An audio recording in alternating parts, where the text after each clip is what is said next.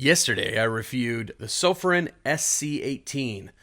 What could possibly be better than that light? It was 30 bucks and super well made. Well, I would argue the SC32. Welcome back to Shul Lights. The reason why I say this SC32 is probably a little bit better is because of the fact that it comes in a natural white tinted emitter. The SC18 yesterday was a cool white, and a lot of people like cool white. So if you like cool white, no problem. This is a great light. It's also a side switch. But for me, the neutral white is kind of a must. I really like the look of a neutral white emitter. And this emitter is really nice. It's an SST40, and I'm just going to jump straight into the tint on it. And let's go ahead and take a measurement here. And you'll see that it's a little bit under 5,000 at high and almost right on BBL. If I go to turbo, it's right on BBL and just under 5,000. So this is a amazing light, an amazing value for the price. I looked on Amazon. It's readily available on Amazon for next day, and it was $43, but then there was a coupon for 25% off. So this light is going to come in around 30 bucks. Amazing value. It's a rechargeable light right in here. You got a flappy doodle and you can charge right there. It's a USB-C. It comes with a cable and a battery, and it has a tail switch, which I really like. It's very recessed, so it's unlikely to be pressed. It's got a very kind of firm feel to it. Let's see if I can get that. I don't know if you can hear that. Feels great though. So if you like a rear switch, this is a great one. The clip is two-way, right? It's got a deep carry clip, almost deep carry. It's almost to the edge here. It's deep enough, I suppose. And then it's got the reverse clip here for hat wearing, if you want to use it as an impromptu headlamp.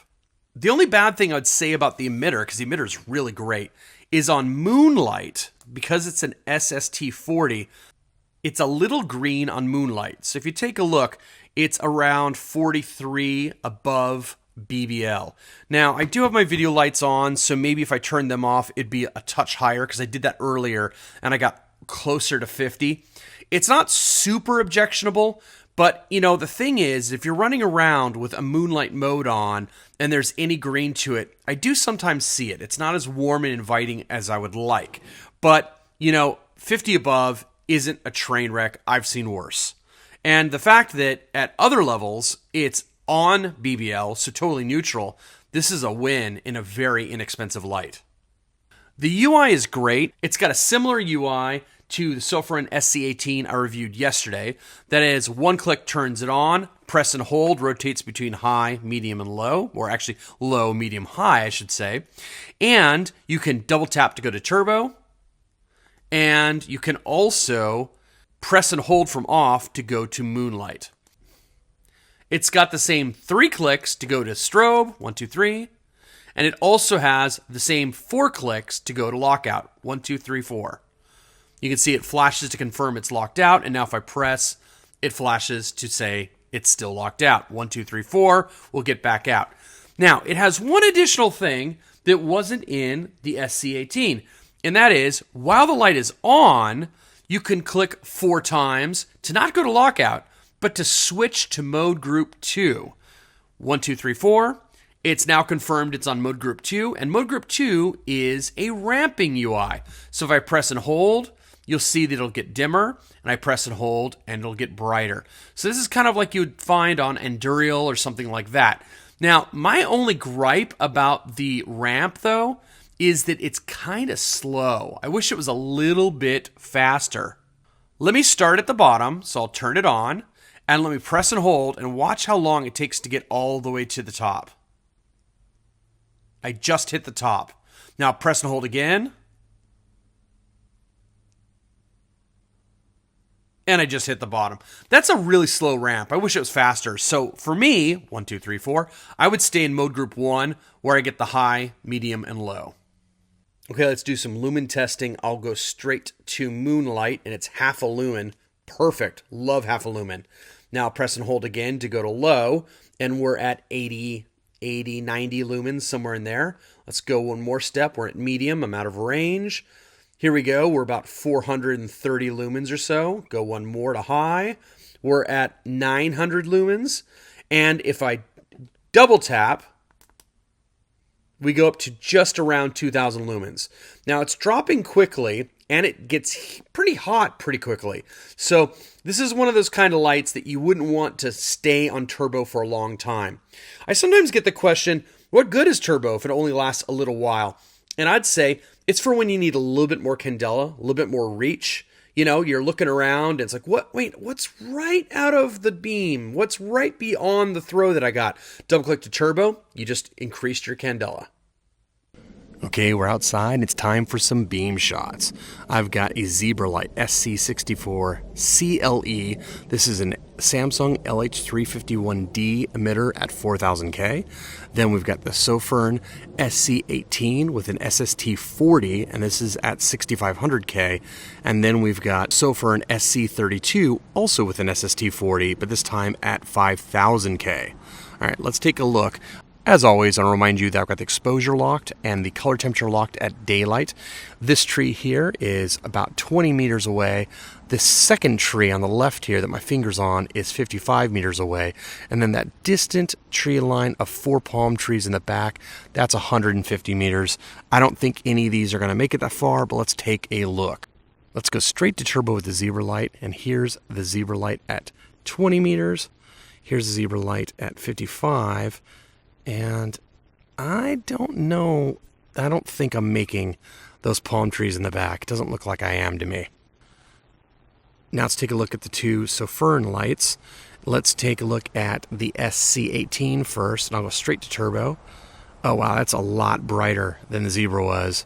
And then here is the 55 meter mark, and then I think I'm just, yep, I'm barely making it, but I'm making that 150 meters. I can see those palm trees in the back are lit up a little bit.